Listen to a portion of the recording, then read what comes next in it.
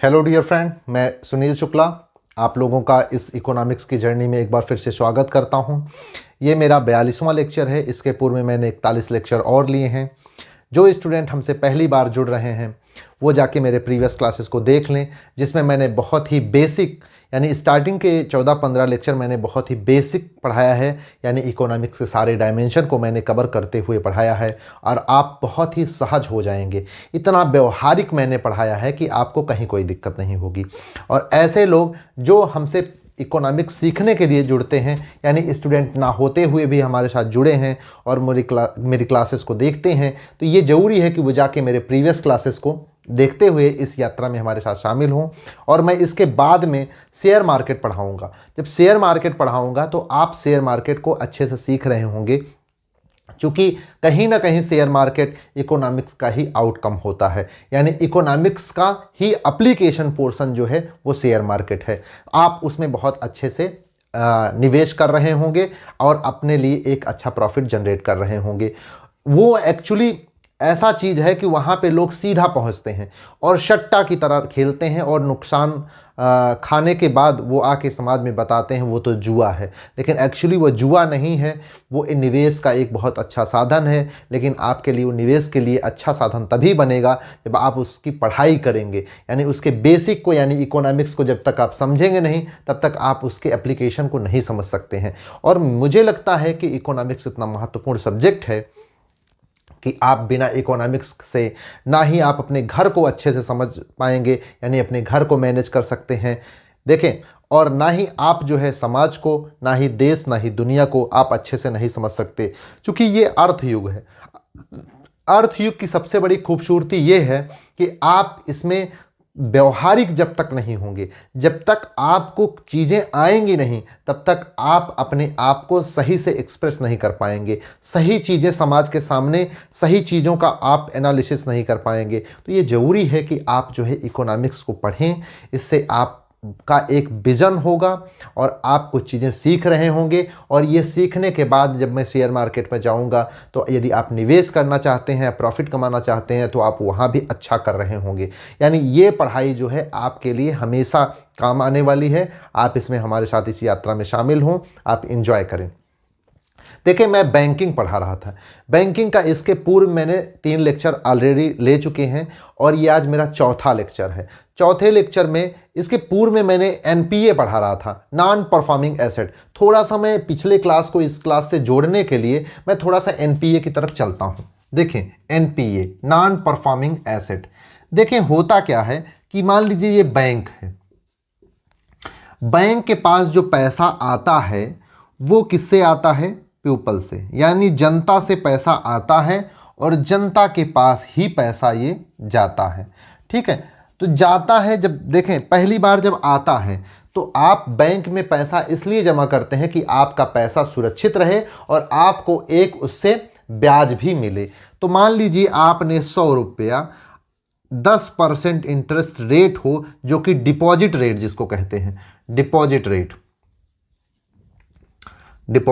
ठीक है, 10% मान लीजिए डिपॉजिट रेट है। उस रेट से आपने 100 रुपया बैंक में जमा किया। तो ये जो 100 रुपया आपने जमा किया वो आपके लिए एसेट की तरह से है, लेकिन बैंक के लिए क्या है? लायबिलिटी है। ये सारी चीज़ें मैंने बताई है, लेकिन मैं थोड़ा आपको ब्रीफली जो है इसको जो है चर्चा कर देता हूँ। अब बैंक के पास पैसा आ गया, आपने जो जमा किया, लेकिन बैंक के पास जो जमा किया वो उसके पास लायबिलिटी के रूप में आया। मैंने बताया था कि मैं इसके 2 हिस्से कर देता हूं, एक लेफ्ट साइड और दूसरा राइट साइड। तो अभी जो चर्चाएं 2-3 लेक्चर से चल रही हैं वो अभी राइट साइड की चर्चाएं चल रही हैं। लेफ्ट साइड की अभी प्रॉब्लम में हम नहीं आए हैं, ये भी बहुत विस्तृत प्रॉब्लम है। अभी हम राइट साइड की प्रॉब्लम में चल रहे हैं। तो देखें क्या है कि पैसा जब बैंक तक पहुंच गया आपके जेब से, जब आपके जेब से बैंक तक पैसा पहुंचा तो वो बैंक के लिए क्या हो गया? लायबिलिटी। कैसे कि 10% इंटरेस्ट रेट भी देना है, ब्याज भी देना है, और साथ में मूलधन तो आपका जो है उसके पास सुरक्षित ही है। तो मूलधन और ब्याज दोनों उसके लिए जो है एक जिम्मेदारी का काम किया।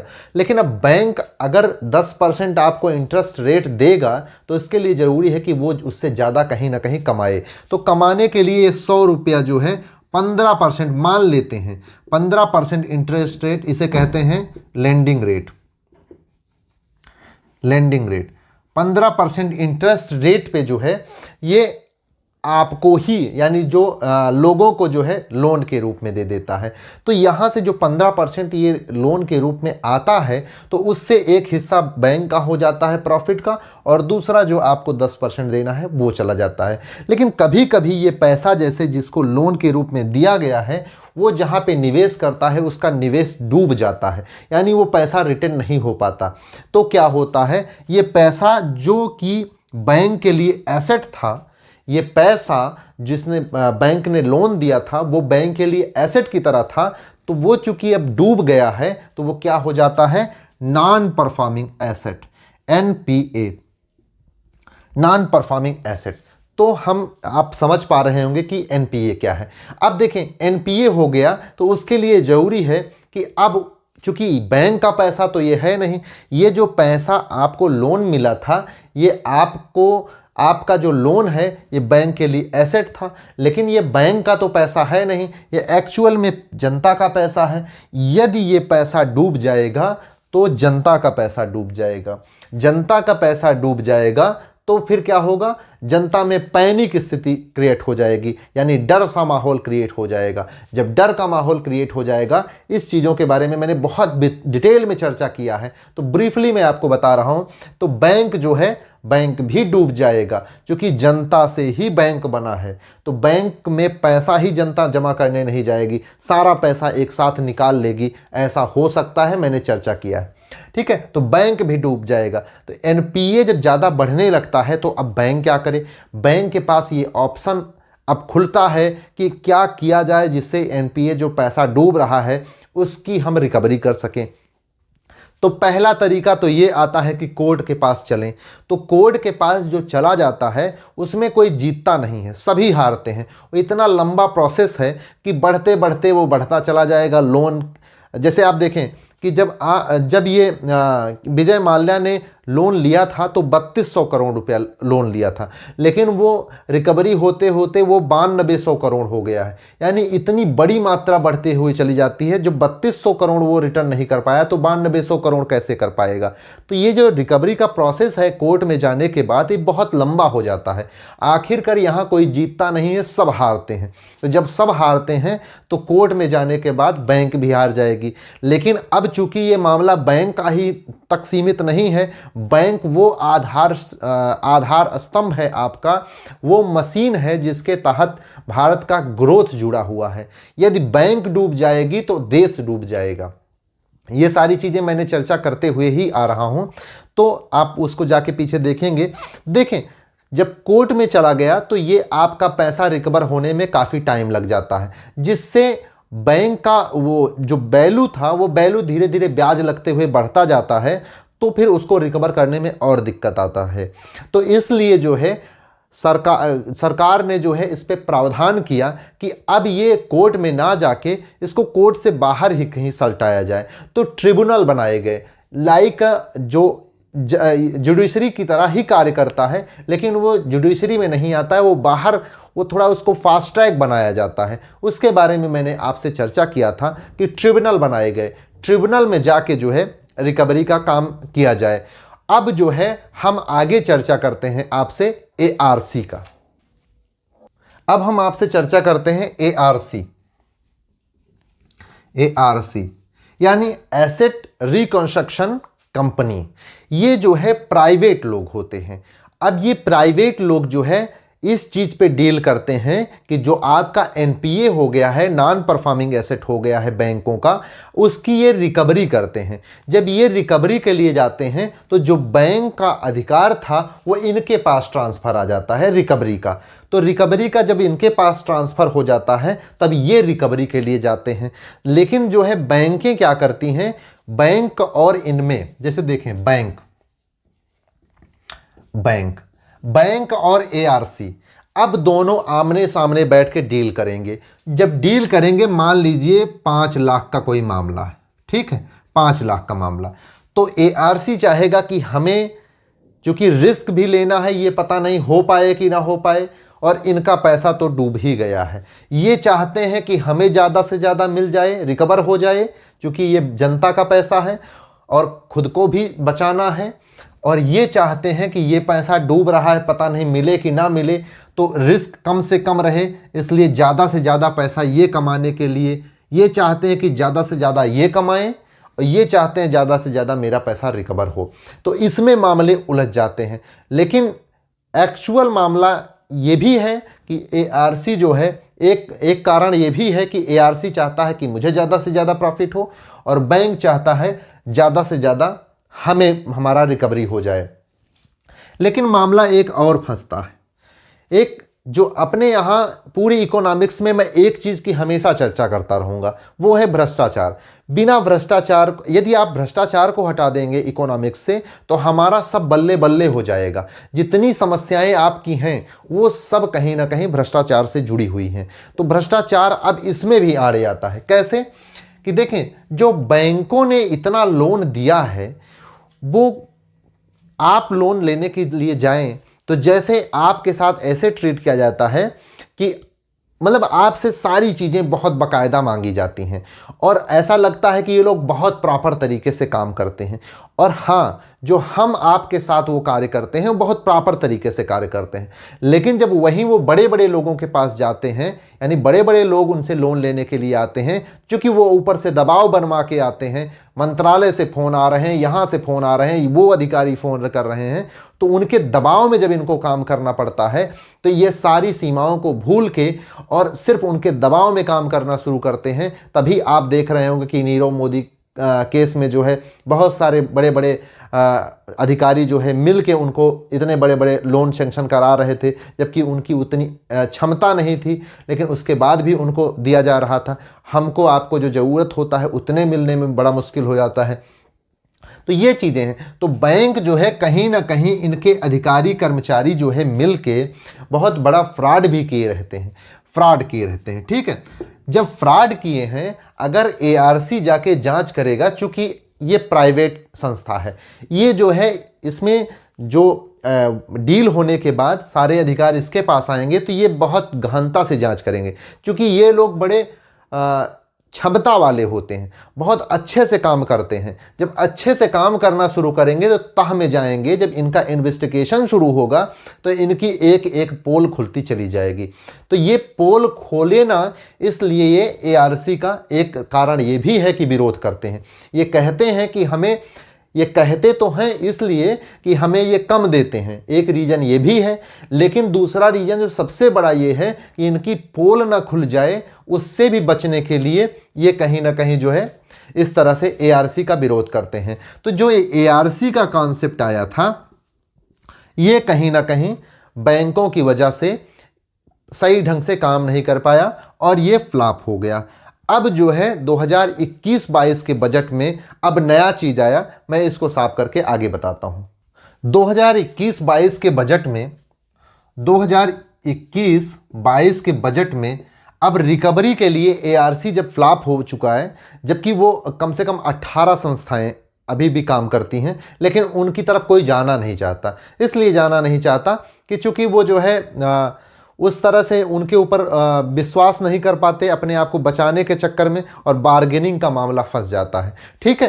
तो वो समझिए फ्लॉप रहा। लेकिन 2021-22 में 2 संस्थाएं और बनाई गई जो रिकवरी के लिए। तो एक संस्था, देखो उसको, दोनों संस्थाओं को मिला के बैड बैंक कहते हैं। बैड बैंक का कॉन्सेप्ट आया, बैड बैंक का कॉन्सेप्ट आया। तो बैड बैंक में 2 संस्थाएं हैं। कौन कौन सी? NARC, national asset reconstruction company, और दूसरा जो है इंडियन डेप्ट रेजोल्यूशन कंपनी लिमिटेड, IDRLC। ये दो संस्थाएं बनी जिनको कंबाइंड रूप से जो है बैड बैंक कहा जाता है। ठीक है, अब दोनों का कार्य क्या था? देखो, रिकवरी का ही कार्य चल रहा है। जो पैसा डूब गया है उसको रिकवर कैसे किया जाए, ये बहुत बड़ी चुनौती है। उसके लिए 2021-22 के बजट में बैड बैंक का कॉन्सेप्ट लाया गया। बैड बैंक की दो संस्थाएं, एक NARC और दूसरी IDRLC, ये दो संस्थाएं जो है काम करेंगी। अब कौन कौन क्या क्या किसके काम है मैं आपसे चर्चा करता हूं। ये NARC जो है ये बैंक से NPA खरीदेंगी। बैंकों से जो NPA हो गया है उसको एक खरीदते हैं। खरीदने का कौन काम करेगा? NARC, यानी ये खरीदने का कार्य करते हैं। खरीदने का किसको? NPA को। किससे? बैंकों से। ठीक है, और IDRLC जो है ये क्या करता है? रिकवरी का कार्य करता है। रिकवरी का कार्य करता है। अब देखें क्या होता है कि जैसे मान लीजिए कि 1 करोड़ 1 CR का कोई NPA हो गया है। 1 करोड़ का NPA हुआ है, इसको लिख देते हैं आगे NPA। 1 करोड़ NPA हुआ है तो इसका जो NARC है इसका 15% तुरंत दे देता है, यानी कि 15 लाख रुपया बैंक को तुरंत चला जाएगा। बैंक को जो है तुरंत चला जाएगा। बचा हुआ जो 75% है, यानी कि जो शेष धन रिकवरी होने के बाद, रिकवरी कौन करेगा? IDRLC। जब पूरा जैसे जैसे रिकवरी होता जाएगा वैसे वैसे बैंक को मिलता जाएगा। ठीक है, तो ये जो है दो संस्थाएं यानी बैड बैंक इस तरह से काम करती हैं। पहले 15% स्टार्टिंग में जैसे ही खरीद लिया गया इस NPA को NARC के द्वारा, तुरंत से 15% दे दिया जाएगा। जैसे IDRLC जो है कार्य करती जाएगी यानी रिकवर करती जाएगी, वैसे वैसे ही बैंक को रिकवरी देते चलेंगे। ठीक है, तो इस तरह से ये बैड बैंक का कॉन्सेप्ट है। आप, मुझे लगता है कि आप सारी चीज़ें धीरे धीरे समझ रहे हैं। पढ़ते हैं, लाइट चली गई है, कोई प्रॉब्लम नहीं, धीरे धीरे हम लोग सीखते चलते हैं। लाइट आ जाएगी, दिख रहा है बोर्ड, बस इतने से मतलब है। देखें क्या हुआ कि जैसे वाणिज्यिक बैंक है, ये दो तरह के लोन देती है, एक सिक्योर्ड लोन और दूसरा अनसिक्योर्ड लोन। जो सिक्योर्ड लोन होता है वो किसी के अगेंस्ट में देती है। जैसे मान लीजिए आपकी दुकान है, आपका घर है, आपकी ज़मीन है, उसके अगेंस्ट में जब लोन देती है तो उसको सिक्योर्ड लोन कहते हैं। और ऐसे भी लोन देते, अब जैसे आप ये सारी सिक्योर्ड लोन में यदि आपने लोन देने से यानी इंस्टॉलमेंट जब आया तो आपने भाग गया, आप नहीं दिए, तो वो उसको धीरे धीरे करके रिकवरी करने में उनको आसानी होती है। ये वो सिक्योर्ड लोन हो जाता है। और अनसिक्योर्ड लोन वो होता है जिसमें किसी के अगेंस्ट लोन नहीं दिया जाता, बल्कि वो आपको, जैसे आपका हो गया क्रेडिट कार्ड, तो वो किसी के अगेंस्ट में आपको लोन नहीं दिया जाता। तो ऐसे लोन को जो है अनसिक्योर्ड कहते हैं। इसमें रिस्क होता है और सिक्योर्ड लोन में रिस्क नहीं होता है। उसी तरह से दो तरह के बारोवर होते हैं। एक होते हैं प्राइम बारोवर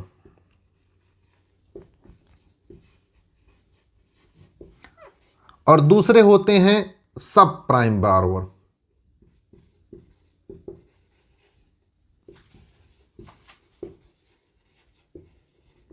इसमें क्या होता है? रिस्क नहीं होता है। बैंकों का इसमें जो है रिस्क नहीं होता है प्राइम बारोवर में, और सब प्राइम बारोवर में रिस्क होता है। ठीक है, तो जैसे आप गवर्नमेंट एम्प्लॉई हैं तो आपके पीछे तो टैग ही लगा है कि आप प्राइम बारोवर हैं, और आप जो है आप रिस्क, आपके पीछे जो है पूरा बैंकिंग सिस्टम लगा रहेगा कि आप लोन लें। आपके पास सैकड़ों फ़ोन आते रहेंगे कि आप लोन ले लीजिए, यहाँ पे लोन ले लीजिए, वहाँ पे लोन ले लीजिए। सारे ऑफ़र आपके लिए खुले हैं क्योंकि आप गवर्नमेंट एम्प्लॉई हैं। ठीक है, तो आप प्राइम कैटेगरी में आते हैं। और ऐसे लोग जो जिनको बैंक जो है रिस्क के दायरे में रखती है तो उनको जो है सब प्राइम बारोवर कहते हैं। जैसे मान लीजिए आप स्टूडेंट हैं तो आप जो है अभी सब प्राइम बारोवर में आएंगे, लेकिन जैसे आप गवर्नमेंट एम्प्लॉई हो गए या फिर एक स्कोर कार्ड होता है, स्कोर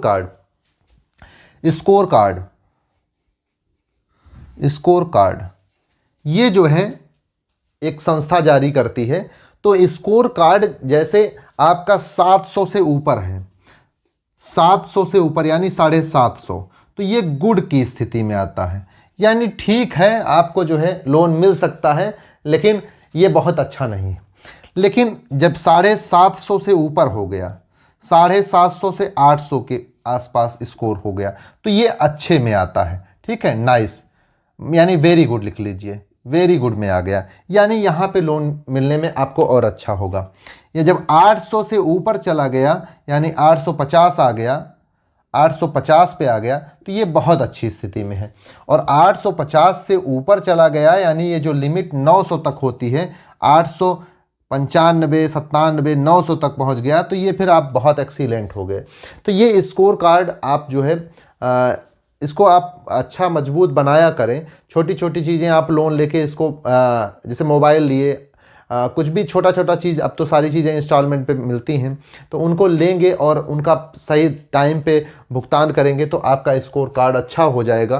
तो आप भी प्राइम कैटेगरी में आ जाएंगे धीरे धीरे। ये स्कोर कार्ड भी जो है बहुत महत्वपूर्ण होता है, इससे जो है आपकी कैटेगरी तय होती है। ठीक है, लेकिन अब बैंकों की प्रॉब्लम मैं समझाता हूं कि प्राइम बारोवर और सब प्राइम बारोवर, दो तरीके के बारोवर हैं। और प्राइम बारोवर जो है बहुत कम है, इनका क्या है, अकाल है, इनका जो है अकाल पड़ा हुआ है, यही जो है अधिक संख्या में है। ठीक है, और आप समझिए, मैं इसको थोड़ा सा साफ कर दूं तो आपको फ्रेश पेज पे समझाता हूं। लाइट भी आ गई है। अब आप देखें कि हमारे पास मान लीजिए बैंक के पास 100 रुपया बैंक के पास डिपॉजिट आ गया। ठीक है, बैंक के पास हमने आपसे बताया कि दो प्रकार के आपके पास बारोवर हैं, एक प्राइम बारोवर और दूसरे सब प्राइम बारोवर।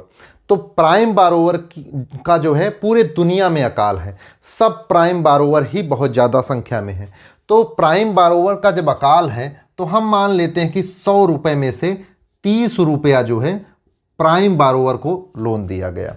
ठीक है, और जिसमें अब कोई रिस्क नहीं है, ये डूबने का रिस्क बहुत कम है। और सब प्राइम बारोवर को अब मजबूरी है कि 70 रुपया हम लोन दें। 70 रुपया, ये किसको है, सब प्राइम को, सब प्राइम। ठीक है, और ये जो है प्राइम को, प्राइम बारोवर को। आप मुझे बताएं कि देखें, इनको देने पर रिस्क है। 70 रुपया यदि आप बैंक के द्वारा इनको लोन दिया जाता है तो रिस्क पूरा पूरा बना हुआ है, इनको देने पे तो सिक्योर है। लेकिन बैंक के पास 100 रुपया है, तो बैंक करे क्या, 30 रुपया ही देकर यहाँ पे 70 रुपया अपने पास रखे रहे कि 70 रुपया यहाँ पे दे।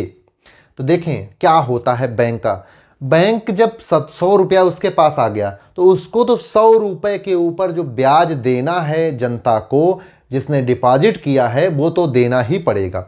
लेकिन अब वो 30 रुपया तो उठा दी प्राइम बारोवर के पास, यानी अब कोई दिक्कत नहीं है, इनसे रिस्क नहीं है, ये पैसा लेके नहीं जाएंगे। लेकिन अब 70 रुपया और बच गया है, तो इनके पास दो ऑप्शन है, 70 रुपया अपने पास ही रख लें या फिर 70 रुपया सब प्राइम बारोवर को लोन के रूप में दें। तो यदि अपने पास रखते हैं तब तो नुकसान तय ही है, तो ये निश्चित हो गया कि नुकसान आपका होगा, क्योंकि जब बैंक अपने पास पैसा रखी रहेगी तो उससे जो है ज़्यादा होने का कोई सवाल ही नहीं होता, यानी बैंक का प्रॉफिट होने का कोई सवाल ही नहीं होता जब वो अपने पास रखे रहेगी। लेकिन जब सब प्राइम बारोवर के पास रखेगी तो ज़्यादा, यानी प्रॉफिट होने का संभावना है लेकिन पैसा डूबने का भी डर है। तो यहाँ पे तो दोनों है कि फ़ायदा हो भी सकता है और नुकसान भी हो सकता है, लेकिन यहाँ पे तय है नुकसान होना। तो बैंक जाए कहाँ, बैंक अपने पास रखे तब डूब जाए, बैंक सब प्राइम बारोवर के पास जाए तब डूब भी सकती है और प्रॉफिट भी हो सकता है। तो बैंक के पास क्या ऑप्शन है, बैंक के पास इसके पास जाना मजबूरी है, कि सब प्राइम बारोवर के पास जाना बैंक की मजबूरी है।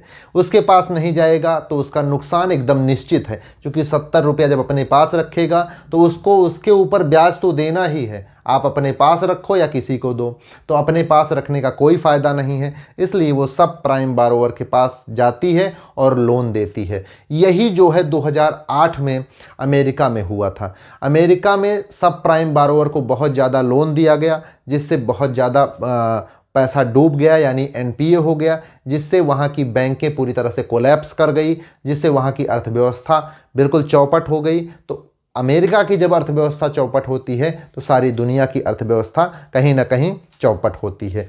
तो हमारे पास एक ही ऑप्शन बचता है कि सब प्राइम बारोवर की तरफ हम चलें। सब प्राइम बारोवर की तरफ हम जब तक नहीं जाएंगे तब तक अगर हम 70 रुपया अपने पास ही रखेंगे तो बैंक निश्चित तौर पे घाटे में ही जाएगी। अब हम चलते हैं नोटबंदी की तरफ। नोटबंदी आपने देखा होगा, उसके आप बहुत सारी चीज़ें नहीं जानते होंगे, सिर्फ आपने थोड़ा बड़ा ऐसे छू छू के पढ़ते हैं तो उसमें कुछ समझ में नहीं आता है। अब मैं नोटबंदी का एक आयाम यहाँ से जोड़ता हूँ, ठीक है। मैं इसको फ्रेश ले लेता हूँ, उसके बाद मैं आपको, अब हम चलते हैं नोटबंदी की तरफ। नोटबंदी के बहुत महत्वपूर्ण टॉपिक को हम चर्चा करने जा रहे हैं, बड़ा आपको इंटरेस्टिंग लगेगा। देखें, नोटबंदी जो है 8 नवंबर 2016 को हुआ, ठीक है। 8 नवंबर 2016 को जब नोटबंदी हो गया तो इसके आगे की डेट जो है 30 नवंबर 2016, ये 22 दिन का समय रखा गया कि जितने पैसे हैं 500 और 1000 की नोटें जो है अब वो लीगल टेंडर के रूप में नहीं रहेंगी। लीगल टेंडर जब नहीं रहेंगी तो उसको अब ये बताया गया कि 8 नवंबर से यानी 30 नवंबर के भीतर यानी 22 दिन के भीतर आप सारे पैसे को बैंक में जमा करा दें। बैंक में जब जमा हो जाएगा उसके फिर बाद में जो उसका प्रोसेस रहेगा, आपको नया पैसा मिलेगा, वो सारी चीज़ें होंगी। लेकिन आप समझें इसके टेक्निकल चीज़ को, जब आप ये 22 दिन के भीतर सारा पैसा जमा होने लगेगा तो इसमें जमा क्या हुआ, इसमें जो जमा हुआ तकरीबन 13 लाख करोड़ रुपया जमा हो गया बैंकों में। अब बैंकों में जब आके 13 लाख करोड़ रुपया जमा हो जाएगा तो क्या स्थिति होगी। देखें, अभी हमारे पास ये स्थिति है, मैंने आपको भी बताया, ये मान लीजिए बैंक है, ठीक है। मैंने क्या किया, देखें 2 तरीके, इसके पास मान लीजिए 100 रुपये थे, ठीक है। तो ये एक प्राइम बारोवर को कितना दे रहा था, 30 रुपया, और ये 70 रुपया जो है सब प्राइम बारोवर के पास, यानी इसके पास प्राइम बारोवर की बहुत कम संख्या है, सब प्राइम बारोवर ज़्यादा हैं। उसकी वजह से एनपीए यानी नॉन परफॉर्मिंग एसेट यानी पैसा डूबने की जो प्रोबेबिलिटी है वो बहुत ज़्यादा बढ़ती जा रही है। यानी कि यदि सब प्राइम बारोवर को दिया जाता है पैसा तो वो डूबने का चांस बहुत ज़्यादा हो रहा है। तो अब वही चीज़ देखें, अब 13 लाख करोड़ रुपया भारतीय बैंकों में जो है डिपॉजिट के रूप में आ गया। अब 13 लाख करोड़ रुपया प्राइम बारोवर है नहीं, सब प्राइम बारोवर को दिया जाता है तो डूबने का चांस है। एनपीए ऐसे ही बढ़ता जा रहा है, जब एनपीए बढ़ता जा रहा है तो अब इस 13 लाख करोड़ का करें तो क्या करें। बैंक बुरी तरीके से दबाव में आ गई, इतना बड़ा पैसा अब इसको हम कहाँ लेके जाएं। प्राइम बारोवर है नहीं कि उनको लोन दें जिससे हमें जो है आय का सृजन हो। अब देखें, सबसे बड़ी समस्या ये है कि जब 13 लाख करोड़ जब आपके पास आ गया तो इसका जो लोगों ने जमा किया है उनका तो ब्याज बन गया, डिपॉजिट रेट पे जो है उनको ब्याज तो देना ही पड़ेगा, ब्याज देना पड़ेगा। अब इतनी 13 लाख करोड़ का जो डिपॉजिट रेट पे ब्याज होगा वो बहुत बड़ा ब्याज होगा, वो इतना बड़ा होगा, उसको कैसे सर ये मैनेज करे। अब उसको मैनेज करने के लिए सबसे बड़ी समस्या ये है कि अब उसको लोन देना पड़ेगा, और लोन देने के लिए प्राइम बारोवर तो है नहीं कि उनको दे के सिक्योर लोन दे। वैसे ही बैंकों की सबसे बड़ी प्रॉब्लम इस समय ये है कि एनपीए बढ़ता जा रहा है, यानी पैसा डूब रहा है, तो वो फिर लोन देने के लिए प्राइम बारोवर है नहीं, तो फिर किसके पास जाएं, एनपीए के पास, सब प्राइम बारोवर के पास में, जिनके पास रिस्क है। तो उनको जब ये पैसा देते हैं तो पैसा डूबने का चांस बहुत ज़्यादा बढ़ जाता है, और इनके पास कोई ऑप्शन है नहीं कि कहाँ पे दें। जब इतना बड़ा पैसा इनको देते हैं तो डूबने का चांस बहुत ज़्यादा है। तो इस समस्या को जो है बढ़ा दिया गया नोटबंदी के बाद। लेकिन फिर आरबीआई ने देखा कि इस तरह से तो बैंकें बहुत बुरी तरीक़े से प्रभावित हो जाएंगी। एक तो ये कि ये एनपीए बहुत ज़्यादा बढ़ जाएगा, नॉन परफॉर्मिंग एसेट, चूँकि सब प्राइम बारोवर को यानी जहाँ रिस्की जगहों पे आप लोन देंगे और बैंक की मजबूरी है लोन देना, लोन नहीं देगा तो वो उसका निश्चित नुकसान है, और लोन देगा तो हो सकता है नुकसान हो, लेकिन हो सकने के केस में भी अब बहुत बढ़ता जा रहा है एनपीए, तो इसलिए उनके लिए बड़ा रिस्की हो गया। तो अब इसके बचाव में जो है आरबीआई आया। आरबीआई आके इसने क्या किया, इसने सीआरआर को बढ़ा दिया। सीआरआर आपको मैं बहुत डिटेल में मौद्रिक नीति में पढ़ाऊंगा, लेकिन मैं एक लाइन में आपको सीआरआर बता देता हूं। देखें, सीआरआर यहां समझ लें। सीआरआर का मतलब होता है कि जैसे मान लीजिए 100 रुपया बैंक के पास जमा हुआ, आप यानी जनता के द्वारा 100 रुपया बैंक के पास जमा किया गया, तो इस समय सीआरआर की जो रेट है, सीआरआर की जो दर है वो 3% है। यानी 100 रुपये में से 3 रुपया जो है आरबीआई के पास जमा कर दिया जाएगा। बचा हुआ जो 97 रुपया है ये आप लोन के रूप में दे सकते हैं। यानी 3 रुपया जो है ये सीआरआर यानी कि आरबीआई में जमा करना पड़ता है, और बचा हुआ 97% जो है 97% वो आप लोन के रूप में दे सकते हैं। तो उसी तरह से यहाँ पे आरबीआई बचाव में आ गया इनके। यदि आरबीआई बचाव में नहीं आता तो बैंक पूरी तरीके से उसके बहुत बड़ा एनपीए भी बढ़ता, नॉन परफॉर्मिंग एसेट, जिससे बैंक बहुत बुरी तरीके से प्रभावित हो जाता, यानी डूबने की स्थिति आ जाती। और दूसरी चीज समझें कि जब ये इतना पैसा बैंक लोन देता तो लोन क्या होता कि बैंक में लिक्विडिटी बहुत बढ़ जाती। यानी कि जब सबके पास लोन बहुत आसान हो जाएगा, सबको लोन बांट रही है बैंक, और बांटना मजबूरी है, बांटेगी नहीं तो खाएगी क्या, बैंक भी डूब जाएगी। देखें, अगर ये पैसा रखती है अपने पास तब डूब जाएगी। बैंक जो है पैसा देती है तो एनपीए होने के कारण बहुत ज़्यादा बढ़ रहा है, उससे बैंक डूब जाएगी। यदि वो बैंक मान लीजिए लोन देती है तो लोन जब आएगा लोगों के पास, जनता के पास जब बहुत बड़ी मात्रा में लोन आ जाएगा तो क्या होगा, लिक्विडिटी मार्केट में बहुत ज़्यादा हो जाएगा, बहुत बढ़ जाएगा लिक्विडिटी, यानी बहुत ज़्यादा पैसा मार्केट में जब बढ़ जाएगा, जो लोगों ने दबा के रखा था अब लोगों के पास लीगली आ जाएगा। जब लीगली आ जाएगा तो उससे वो जो है निवेश करना शुरू करेंगे, तो सारी चीज़ें जो है क्या होगा, बहुत महंगा हो जाएगा। जब पैसे के पास ये क्षमता होती है कि वो सारी चीज़ों की डिमांड बढ़ा देता है, डिमांड जब बढ़ जाएगा तो महंगाई बढ़ जाएगी, लेकिन सप्लाई बढ़ाने का उसके पास नहीं होता है। पैसा जो है केवल ज़्यादा डिमांड बढ़ाने में है, सप्लाई उसके बस में नहीं है। सप्लाई के लिए दूसरी चीज़ें हैं, लेकिन पैसा जब ज़्यादा बढ़ जाएगा तो मार्केट में बहुत महंगाई आ जाएगी।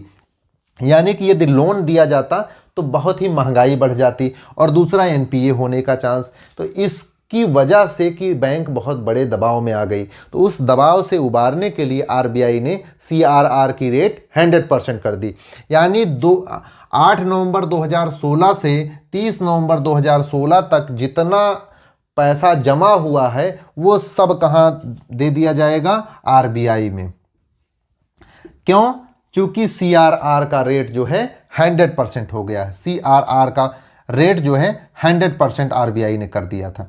100% होने का मतलब क्या है कि जब सीआरआर 100% होगा तो पूरा पैसा आरबीआई के पास ही रखना पड़ेगा। अब आरबीआई के पास तो रख दिया गया। इस समस्या से बैंक बच गई कि उसको लोन देने की, यानी एनपीए होने की समस्या से तो बच गई, और ये जो महंगाई आ जाती उससे बच गई। लेकिन अब दूसरी प्रॉब्लम शुरू कि ये जो पैसा है इसके ऊपर जो डिपॉजिट रेट से ब्याज देना पड़ेगा जनता को, अब उसके लिए क्या करें। उसके लिए अब बैंक के पास क्या ऑप्शन है, तो उसने जब आरबीआई उसके लिए भी उसके डिफेंस में आई, आरबीआई ने कहा कि आपका जो पैसा है वो मेरे बॉन्ड में निवेश कर दो। बॉन्ड आप समझ ही रहे हैं, चूंकि मैंने बहुत डिटेल में बताया, बॉन्ड में निवेश कर दो। तो बॉन्ड में जो निवेश करेंगे तो उस पे जो मैं ब्याज दूंगा, यानी आरबीआई जो ब्याज देगी बैंक को, तो वो आप जो ब्याज होगा वो आप डिपॉजिट रेट में, यानी जो लोगों का ब्याज है उसमें आप खर्च कर दीजिएगा। तो इस तरह से जो नोटबंदी की ये प्रॉब्लम थी, नोटबंदी की इस प्रॉब्लम को यदि आरबीआई सामने नहीं आता तो ये बहुत बड़ी प्रॉब्लम हो सकती थी, लेकिन आरबीआई के सामने आने से इस तरह इसको मैनेज किया गया। तो ये प्रॉब्लम थी। अब मुझे लगता है कि ये प्रॉब्लम आप समझ गए होंगे। इसको मैं साफ करता हूँ, आगे फिर बढ़ता हूँ। लोन जो है इसकी दर को कौन तय करता है? तो डायरेक्टली तो जो है बैंकें ही तय करती हैं। वो अपना एक बेस रेट तय करती हैं, उसके नीचे वो नहीं तय कर सकती हैं ये लेंडिंग रेट को, और उसके ऊपर ही उनको करना होता है। लेकिन कहीं ना कहीं इसको जो है पीछे से जो तय करने का काम करती है वो आरबीआई भी बहुत उसका मैनेज करती है। तो आप देखें कि जो ब्याज की दर होती है उनको प्रभावित करने वाले कारक, तो पहला कारक जो है रिस्क है। पहला कारक जो है वो क्या है? रिस्क है। जो प्राइम बारोवर हैं उनको थोड़ा सस्ता लोन मिल जाता है, जो सब प्राइम बारोवर हैं उनको थोड़ा सा महंगा मिलता है, क्योंकि बैंक का रिस्क जितना ज़्यादा होगा उतना वो लोन के रेट को बढ़ा देती है, और जितना कम रिस्क होगा वो उतना ही कम होता है। और दूसरा जो है, दूसरा हम चलते हैं लोन की अवधि। लोन की अवधि ये भी एक बड़ा कारण है।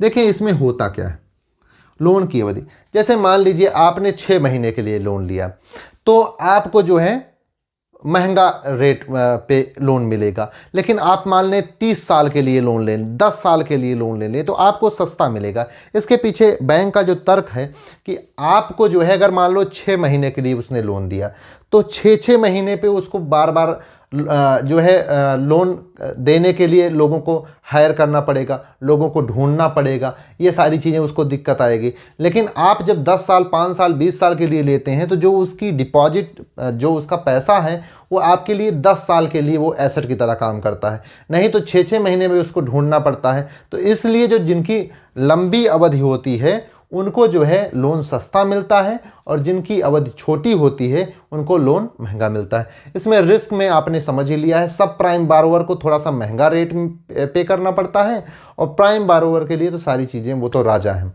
उनको सारी चीज़ें सस्ती मिलती हैं। और तीसरा जो है इसमें आरबीआई का बड़ा महत्वपूर्ण योगदान होता है। जब वो टाइट कर देगा, यानी टाइट कंडीशन एक कहते हैं, तो उसमें क्या करेगा, सीआरआर को बढ़ा देगा, रेपो रेट को बढ़ा देगा। ये सारी चीज़ें जब मौद्रिक नीति आएगी तो उसमें मैं बहुत डिटेल में बताऊंगा। रेपो रेट को बढ़ा देगा, तो इससे क्या होगा कि आपका जो है महंगा हो जाएगा, लोन महंगा हो जाएगा। और दूसरी कंडीशन थोड़ा उदार हो जाएगी, लिबरल हो जाएगी, जैसा कि अभी है। तो इससे क्या होगा, वो अपने रेपो रेट को कम कर देगी। रेपो रेट को जब कम कर देगी तो लोन थोड़ा सस्ता हो जाएगा। लोन सस्ता होगा तो पूंजी की प्राप्ति जो है आपको आसानी से होगी, तो आप निवेश करेंगे तो जो है देश में पूंजी निर्माण की दर बढ़ेगी, उत्पादन करने की क्षमता बढ़ेगी, उत्पादन बढ़ेगा तो ग्रोथ बढ़ेगा तो देश बढ़ेगा। फिर समस्या एक क्रिएट होगी, भ्रष्टाचार की वजह से वितरण की दिक्कत आएगी। ये जो सबसे बड़ी समस्या है भ्रष्टाचार है। भ्रष्टाचार को आप उस नज़र से देखेंगे तो देखेंगे कि, अच्छा मैं एक चीज़, मैं अपना पर्सनल बताता हूँ कि मैं जब देखता हूँ कि किसी को स्टेशन पे जाते हुए, तो स्टेशन पे मैंने देखा कि 500 रुपये के लिए उसको कूट डाल रहे हैं चोर को, तो मुझे बड़ी तकलीफ़ होती है। चोर को मारते हुए मैं देखता हूँ तो जैसे 400-500 रुपये के लिए 500 रुपये किसी की जेब से निकाल लिया तो उसको मार रहे होते बहुत बुरी तरीके से। आप भी देखे होंगे, आप भी हो सकता है मारे भी हो। तो वो बहुत बुरा मुझे लगता है। वो क्यों बुरा लगता है कि मैं ये सोचता हूँ कि ये 500 रुपये निकाल रहा है, वो भी पेट भरने के लिए, अपने चोरी कर रहा है छोटी सी, तो उसको इतना मार रहे हैं। और ये लोग जो पूरा सिस्टम बना हुआ है, सिस्टम के तहत आपके साथ इतनी बड़ी चोरी कर रहे हैं, उसके बाद हम जाके उनके सामने सजदा करने के लिए मजबूर हैं। और एक ये चोर हैं, 2 तरीके के चोर हैं, एक सिस्टमेटिक चोरी कर रहे हैं और जो बेचारे एक दूसरा पेट भरने के लिए चोरी कर रहे हैं। तो इनको जब मारते हुए मैं देखता हूँ तो सोचता हूँ कि जब इनका ये हाल है, जनता ये हाल कर रही है, तो जनता जिस दिन जानेगी और जागेगी तो इनका क्या हाल होगा। तो ये देख के मुझे दुख भी होता है और खुशी भी होती है। उसी दुख और सुख के साथ मैं आगे बढ़ रहा हूँ। आप लोगों को खैर मैं इकोनॉमिक्स समझा रहा हूँ, हम दोनों लोग मिलके इकोनॉमिक्स को सीख रहे हैं, बड़ा एंजॉय हो रहा है। मैं तो कभी कभी रात में 1 बजे, 2 बजे, 3 बजे पढ़ता रहता हूँ। जब फुर्सत पाता हूँ तो मैं आप लोगों के लिए एक अच्छा सा वीडियो रिकॉर्ड कर लेता हूँ और आप लोगों के लिए मैं डाल देता हूँ। चूँकि हमारी लिमिटेशन है, मैं कहीं फंसा हुआ हूँ नौकरी के चक्कर में, तो फिर जो है ये चीज़ें हैं, दिक्कत होती हैं, जिस कारण मैं आप लोगों के लिए रिकॉर्डेड वीडियोस डाल रहा हूँ। आप मेरे चैनल को लाइक करें, शेयर करें, और कोई क्वेश्चन है तो आप मुझे कमेंट बॉक्स में पूछ सकते हैं। और यदि आपको जो है यदि आप हमारे साथ लाइव क्लासेस के साथ जुड़ना चाहते हैं तो आप जो है हमारे चैनल को सब्सक्राइब करें, जिससे हमारे लिए सब्सक्राइब का ऑप्शन खुल जाएगा। तो मैं आप लोगों के लिए बहुत अच्छे से लाइव आके क्लासेस लूँगा, किसी तरह से टाइम निकाल के आप लोगों के लिए। थैंक यू, आप लोग मेरा सपोर्ट करें। Thank you for watching.